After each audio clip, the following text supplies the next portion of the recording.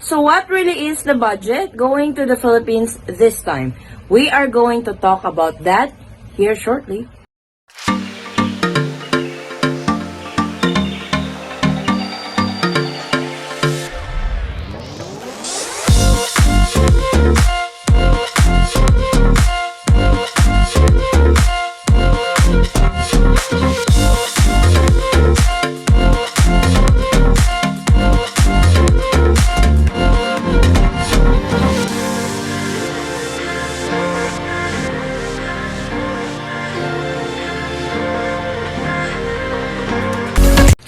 Hey guys, good morning. Welcome back to our channel, Dayton Squad. This is Addie. So in today's video, we are going to talk about the tons of expenses that you need to be prepared for if you really want to go home to the Philippines this time. So what are these expenses? And we are going to talk about this. Actually, I have already uploaded a video on this way back October of 2020. That was our actual experience when me and my husband went home to the Philippines last July of last year. So this time, there are more added expenses and the prices are going up. So I wanted to make another video and I wanted to put out there that I have already made this video because I might get accused again that I am copying. But anyway, we are going to talk about these different expenses that you have to be prepared going to the Philippines. This is the reality now when you travel to the Philippines during the time of the pandemic. So let's get started to it. So what are these expenses that you need to be prepared for?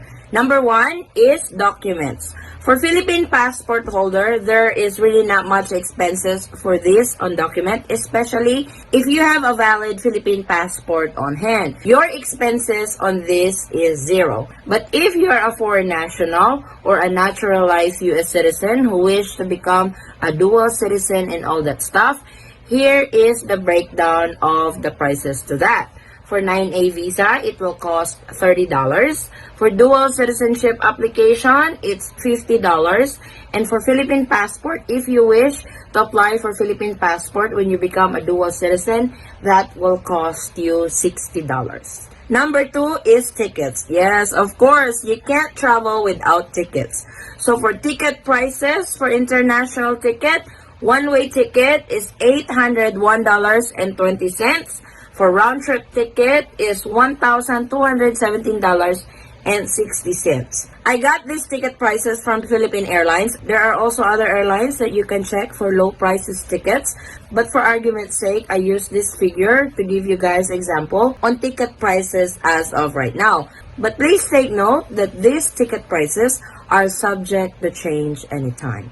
This may be the price right now. It will change tomorrow or the next day, and so on and so forth. It really depends when are you flying to the Philippines. For domestic flights ticket, it costs you $75. This is for passengers that are going home to provinces. So this is the average domestic flight tickets right now, if your final destination is to a province.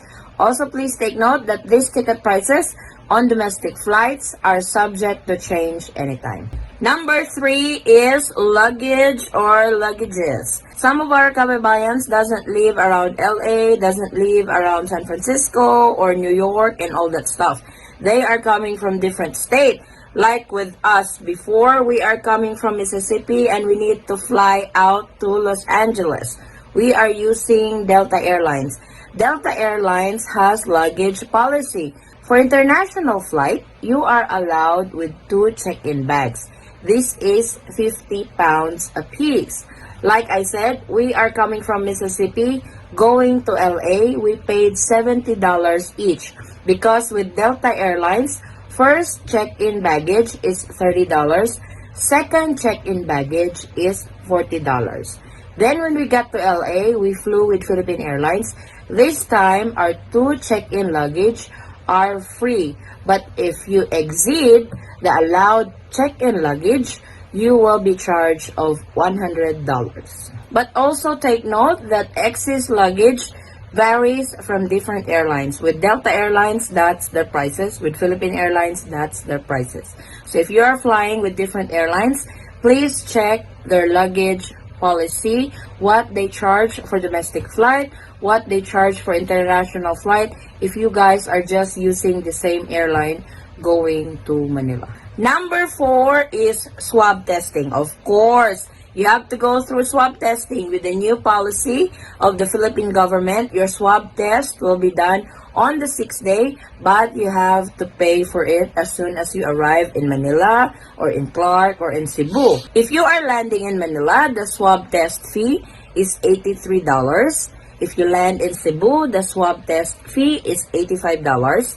And if you land in Clark, the swab test fee is $83. Number 5 is hotel accommodation. Before, you only have to book at least 2 nights.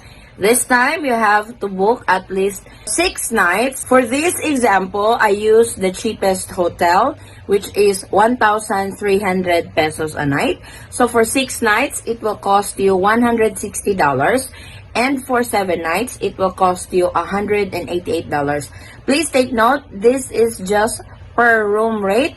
The food is not included. We will talk about that later on in this video on how much your budget is for food. Please also take note that the price that I used for hotel accommodation, like I mentioned, is 1,300 pesos per night. So the price goes up depending on the hotel you are staying in. If you really want to stay in a comfortable, fancy hotel, of course, the price will go up. Multiply that by 6 or multiply that by 7. Like I said, the price really varies on the hotel you are staying in. Number 6 is transportation. So private vehicles like, hey, can I have my relative pick me up at the airport and just drop me off to my hotel? No, that's a big no-no. That's not allowed.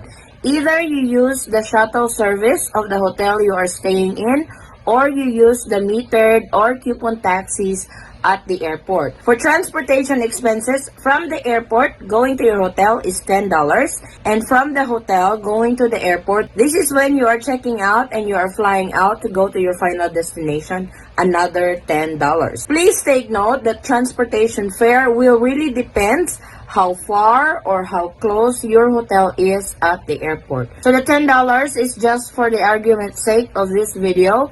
So please take note that this price may go up or this price may be lesser. So like I said, the transportation expense going to your hotel and vice versa really depends where your hotel is located. To get an exact amount when you use the metered or coupon taxi at the airport, make sure to get a slip at the DOT desk and let them know which hotel you are staying in. That way, they can give you the exact amount because that's the amount that you will be paying the coupon taxi. The slip will be given to the taxi driver and that's how much you're paying them. It really depends on you if you want to be generous and tip the driver when he drops you off at your hotel. Number 7 is food. This gets expensive too. So your budget on this per day is $35. This is just an estimate because this is for lunch and dinner, as most hotels accredited for quarantine are free for breakfast. So this is for lunch and dinner. You are budgeting $35 per day times 7 equals $245 during your stay in your hotel for quarantine.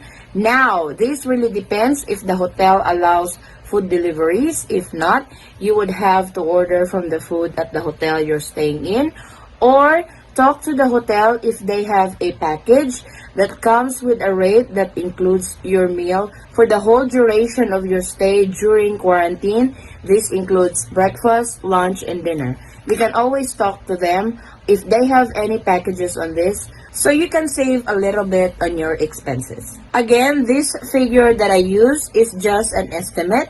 This will still depend on the hotel you are staying in. Just always multiply it by 7 because you are booking 7 days. When you check out, you might want to eat before you leave. So always multiply it on the days that you are staying in your hotel. Like I said, the prices varies on which hotel you are staying in.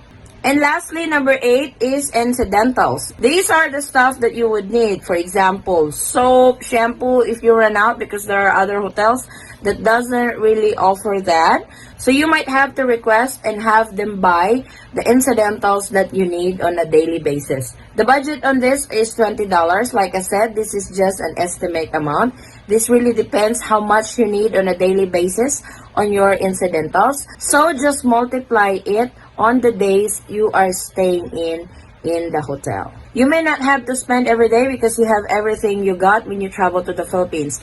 This is a tip when you travel to the Philippines. Make sure to bring soap, laundry soap, and all that stuff that you need while you quarantine at the hotel, while waiting for your swab testing and while waiting for your swab test result. Think of those stuff that you will need during that duration of your stay in the hotel.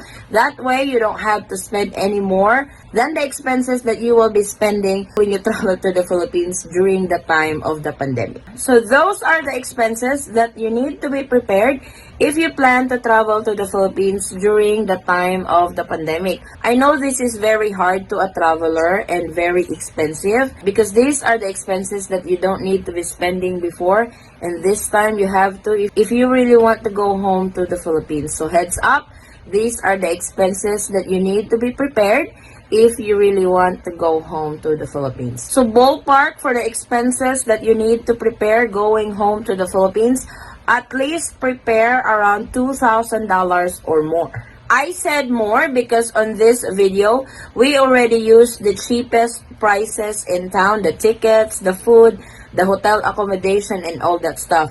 And it total over $2,000. But if you can find a lot more cheaper tickets, a lot more cheaper hotel accommodations, a lot more cheaper food and all that stuff, that's great. But this is the ballpark.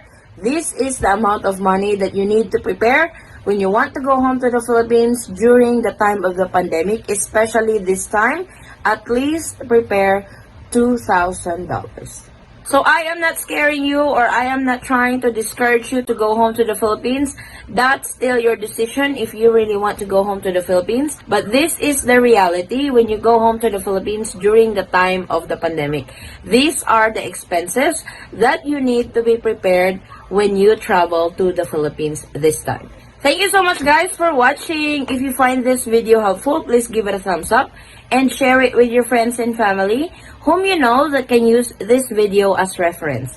If you are new to our channel, welcome. We do travel updates, and if you are not a subscriber yet, please consider subscribing and don't forget to hit that notification bell so you will be notified on updates like this. And to our subscribers and new subscribers, thank you so much for the continued support and trust to our channel, The Eaton Squad. We are almost at 8,000 subscribers. Thank you so much. We really appreciate and grateful for your support to our channel, The Eaton Squad. Help us out to reach that 10,000 subscribers by liking and sharing our videos, especially our travel updates. I hope to see you guys on our next travel update. Stay safe, stay healthy, and God bless everyone. Bye. Alright.